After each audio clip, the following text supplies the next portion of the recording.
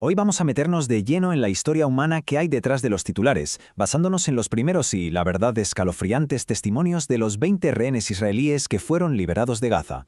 738 días. Piénsenlo. 738. Son más de 2 años.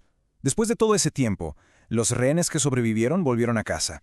Pero claro, su calvario estaba muy lejos de terminar. Su regreso fue un shock, un impacto brutal. Y ahora lo que vamos a hacer es explorar cómo fueron las condiciones de su cautiverio y el larguísimo y complejo camino hacia la recuperación, que en realidad no ha hecho más que empezar. A ver, intentemos imaginar ese momento. Los reencuentros, los abrazos, la alegría desbordada, pero también el shock. El shock de cosas tan simples, ¿no? Como sentir la luz del sol en la cara o la simple libertad de poder tomar una decisión por cuenta propia después de tantísimo tiempo. Pero claro, esa alegría inicial enseguida dio paso a otra cosa, porque a medida que los supervivientes empezaron a hablar, emergió la cruda realidad de lo que habían vivido, una realidad de tortura, de aislamiento y de una manipulación psicológica constante.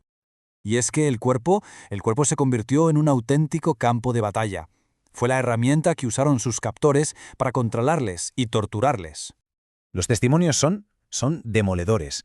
Hablan de métodos de tortura muy concretos, estar encadenados todo el tiempo en túneles, usar el hambre como un arma. De hecho, a Guy Gilboa Dalal llegaron a alimentarlo a la fuerza, y esto solo después de que saliera un vídeo de propaganda que mostraba a otro rehén en un estado de delgadez extrema, lo que, causó una indignación internacional tremenda. Esta descripción es que te pone los pelos de punta, ilustra esa privación sensorial total. El caso de Elkana Bogbot es brutal. Imagínense, encadenado en la oscuridad, sin saber si es de día o de noche, es una forma de anularte como persona. Y aún así, fíjense qué increíble. En un acto de resistencia que parece imposible, logró recordar la fecha de su boda y pidió ducharse para celebrarlo. Pero ojo, porque el tormento no fue solo físico. La guerra psicológica a la que se libró en sus mentes fue igual de dañina, o incluso más. La historia de los gemelos Berman es desgarradora. Piénsenlo, secuestrados juntos, pero separados durante todo el cautiverio.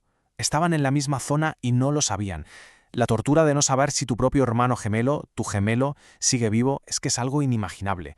Su primer abrazo fue ya en libertad, en una base militar israelí. Y es que ese aislamiento no era solo físico, era total, informativo también. Y a eso les sumaban estrategias de manipulación muy calculadas. Les amenazaban para que grabaran vídeos, les mentían, les decían que sus familias estaban muertas, que su país se había olvidado de ellos. A Guy Gilboa Dalal, por ejemplo, le llegaron a hacer prepararse para ser liberado hasta 3 veces, solo para jugar con su mente. Pero incluso en medio de todo ese horror, a veces surgían momentos, no sé cómo llamarlos, surrealistas, momentos de humanidad. Omri Miran, que estuvo en 23 lugares distintos, contó que a veces cocinaba para sus captores, y que a ellos les gustaba su comida, o que jugaban a las cartas con él y otros rehenes.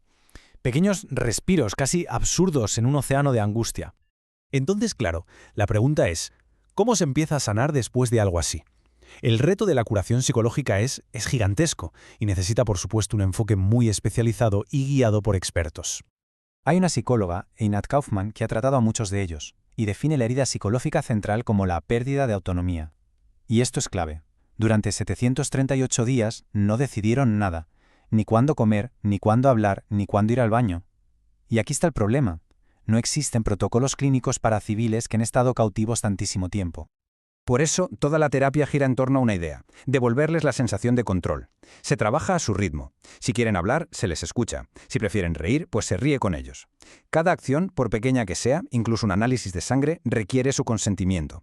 Se trata de reforzar una y otra vez que ellos, y solo ellos, vuelven a tener el control de su vida. Y es que la recuperación no empieza con grandes discursos ni grandes gestos. Empieza con las decisiones más pequeñas, las más cotidianas. Poder elegir qué comer, decidir si hablar o estar en silencio, si aceptar o no un abrazo. Esos son los primeros ladrillos para empezar a reconstruir una vida. Pero cuidado, porque todo lo que hemos oído hasta ahora es solo la punta del iceberg. La verdadera dimensión de lo que vivieron apenas está empezando a salir a la luz. Y esta cita explica algo que es muy conmovedor. Muchos de los primeros liberados guardaron silencio sobre las peores cosas que vivieron. ¿Y por qué? Pues para proteger a los que seguían allí. No querían añadir más dolor a las familias de sus compañeros. Ahora que todos los que sobrevivieron están de vuelta, es muy probable que empecemos a conocer historias, bueno, historias todavía más duras. Y todo esto al final nos deja con una pregunta. Una pregunta que resuena, que se queda ahí flotando. ¿Cómo se reconstruye una vida después de que te la hayan arrebatado por completo? El camino que tienen por delante es larguísimo y nos obliga a pensar en la increíble capacidad de resistencia del ser humano.